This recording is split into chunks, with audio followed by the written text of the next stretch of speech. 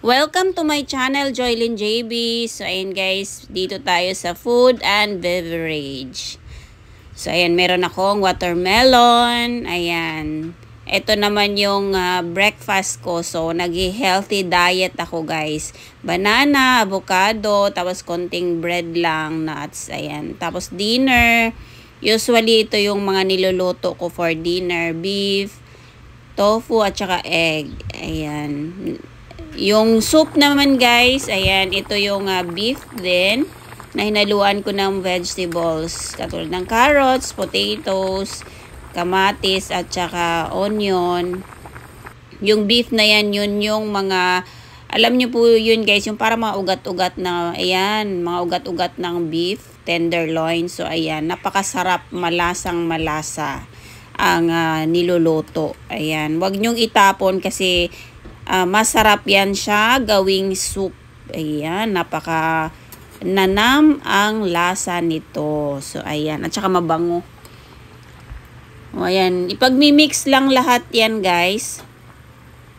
At titimplahan mo lang ng taste kung anong gusto mo. At saka, meron din na isda. Ayan. Fish soup sa miso. Ayan, nilagyan ko lang siya ng miso. Tapos konting ginger. Ayan na, napakasarap na ng sabaw.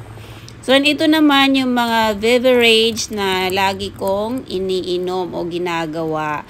Kasi nga, healthy diet tayo. Ayan, avocado, nuts, at saka yogurt. Hindi kasi ako guys, hindi ako gumagamit ng milk sa aking mga iniinom kasi hindi hiyang yung tiyan ko sa sa milk. Ayan. So always talaga yan kapag gumagawa ako ng inumin, ayan, ang inahalo ko is yogurt. So ayan, meron din ako ditong ginawang yogurt, pinya, guava, dragon fruits at saka orange. Nilagyan ko siya ng yogurt na may flavor na passion fruit. Ayan, napakasarap to. At saka, ito yung iniinom ko pag gabi or umaga. Ayan, basta wala pa akong kain. Yan. Ito naman yung banding namin ng mga kaibigan ko nung umakyat kami ng mountains. Ayan, napakasarap din ng food nila. Pero, yun nga, parang medyo may mahal ng konti. So, ito din, yung kumain kami ng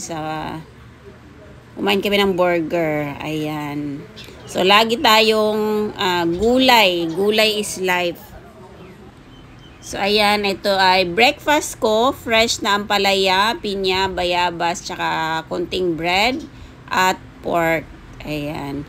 So, ganito lang guys, kapag healthy lifestyle ka, kailangan maraming vegetables, tapos meat, ayan, fish. Kailangan kasi talaga lutong bahay. Pag healthy lifestyle ka, hindi ka laging bumibili lang ng mga So, ito din ang napakasarap na ginawa kong beverage o fruit shake. Nilagyan ko siya ng yogurt, banana, at saka buko. Ang sarap nito guys. Tapos, mabango yung buko. Napakabango. So, yun lang guys. Thank you for watching and God bless everyone.